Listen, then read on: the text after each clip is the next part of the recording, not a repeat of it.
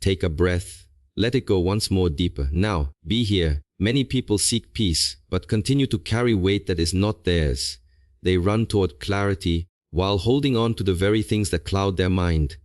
Unnecessary noise is one of the most subtle, but powerful distractions in our lives. It often goes unnoticed, because it hides behind the familiar. It comes not only through sound, but through overstimulation, endless information, and emotional clutter. Many people think noise is only what you hear: loud places, conversations, traffic, music. But in reality, noise includes everything that disturbs the quiet within. It can be the background chatter of opinions, the digital chaos of notifications, or the constant pull of content designed to keep the mind busy, but never still. This noise consumes attention, weakens focus, and fragments the mind.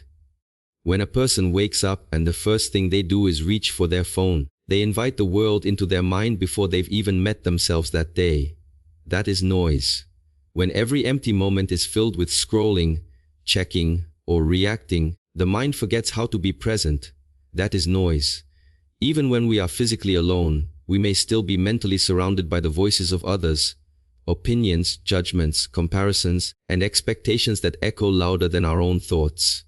Without realizing it, we become strangers to our own inner voice. In silence, the truth begins to speak, but it cannot be heard over the constant buzz of outer distraction.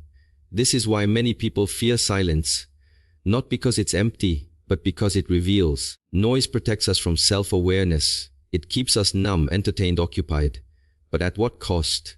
The more we feed the habit of distraction, the further we drift from the clarity we seek. Reducing noise does not mean escaping the world or avoiding people. It means becoming intentional. It means learning to choose what enters your mental space. You must learn to observe: what am I consuming? Who am I listening to? How much time do I spend in reactive mode? And how often do I allow space for conscious reflection? These are important questions, because your energy is limited, your attention is sacred, and whatever you give it to grows. If the mind is like a garden, then noise is the weed. It doesn't just take space, it competes with what you truly want to grow: peace, insight, discipline, and creativity. Every time you reduce the noise, even a little, you give your mind the space to breathe. You allow stillness to return, and in that stillness, clarity emerges. You begin to see what matters. You begin to hear your own inner compass again. The first step is simple awareness. Start noticing when the noise rises. Pay attention to what drains you, what distracts you, and what causes your mind to scatter. Begin to create small pockets of quiet, in the morning, during walks, before sleep. Turn off what is not necessary. Step away from environments and conversations that do not bring value. Over time, the silence will become more natural. It will begin to feel like home, and in that quiet, something strong begins to grow. Complaining is a subtle form of resistance. It may appear harmless on the surface, but it gradually shapes the way we perceive the world and our place in it. Every time we complain, we reinforce a message to ourselves that we are victims, that we are powerless, and that our peace depends on something outside of us changing. This way of thinking becomes a habit, not just in how we speak, but in how we see. We begin to notice only what is wrong, what is lacking, what is frustrating.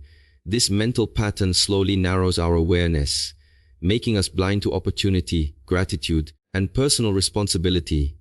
The habit of complaining is often rooted in a desire for control without action. Instead of doing the difficult work of changing something or accepting what cannot be changed, we choose the easier path of voicing dissatisfaction.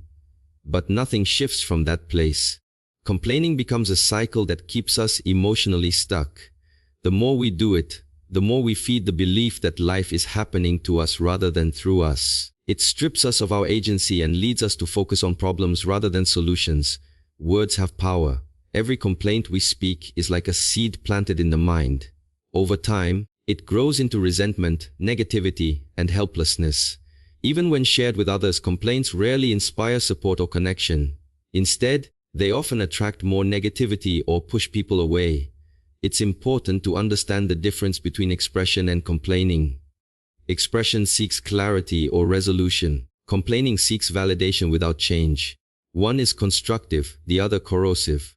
Quietly eliminating the habit of complaining, does not mean ignoring what bothers you or pretending everything is fine. It means choosing a higher response. It means using challenges as mirrors for growth rather than excuses for bitterness. It means training the mind to ask better questions. Instead of, "Why is this happening to me?" ask, "What can I learn here?" Instead of, "Who's to blame?" ask, "What can I do right now to shift this?" Cultivating awareness is the key. Begin by observing your thoughts and words. Notice how often you slip into complaint, even in small ways, about the weather, the traffic, other people, your circumstances. Then, notice how it makes you feel. Complaints rarely leave you empowered. They often leave you drained. With that awareness, introduce a pause. Before speaking, before reacting, ask yourself if what you're about to say brings clarity, peace, or solutions. If not, choose silence or redirection.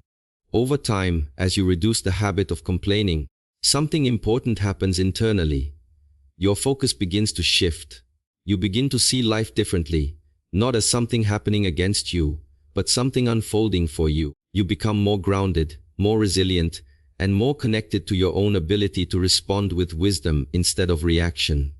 Shallow relationships are those built not on depth, understanding, or shared growth, but on convenience, habit, or superficial connection. They often remain in place not because they add value to your life, but because they are familiar, easy, or emotionally comfortable. However, these relationships can quietly drain your energy, dilute your focus, and distract you from your personal evolution.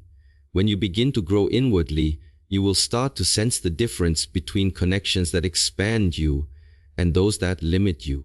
It becomes clear that not everyone is meant to walk with you through every stage of your life. Many people fear letting go of relationships because they confuse detachment with judgment or rejection. But removing yourself from a shallow connection does not mean you are condemning the other person. It means you are honoring your inner state and the direction your life is taking. Relationships, like all living things, require alignment to survive. When alignment is lost, in values, energy, or vision, the connection becomes a burden rather than a blessing. You find yourself having the same conversations, feeling emotionally unseen, or compromising your authenticity to maintain harmony. A shallow relationship often survives on noise. It may revolve around gossip, distractions, or shared complaints. There is little space for silence, for reflection, or for vulnerability. When you attempt to introduce depth, the conversation quickly shifts, deflects, or avoids the discomfort. Over time, this dynamic becomes exhausting. You begin to feel alone even when you are with others. That is a clear signal, not of failure, but of misalignment. As you begin to prioritize your inner clarity, you naturally become more selective with your connections. You start to look not for entertainment, but for presence. Not for validation, but for truth. You value those who challenge your thinking, who support your discipline, and who remind you of your deeper purpose. These are the rare relationships that feed your growth instead of feeding your ego. They are not always loud or frequent, but they are real. Quietly letting go of shallow relationships requires no conflict. There is no need for dramatic explanations or emotional distance.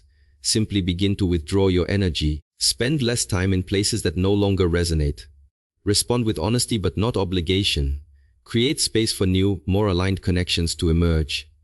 Often, when you remove the noise, the right people naturally appear, those who meet you at your current level of awareness.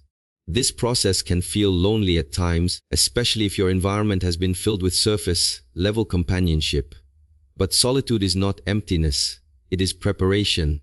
It gives you the clarity to recognize what kind of relationships are truly worth cultivating.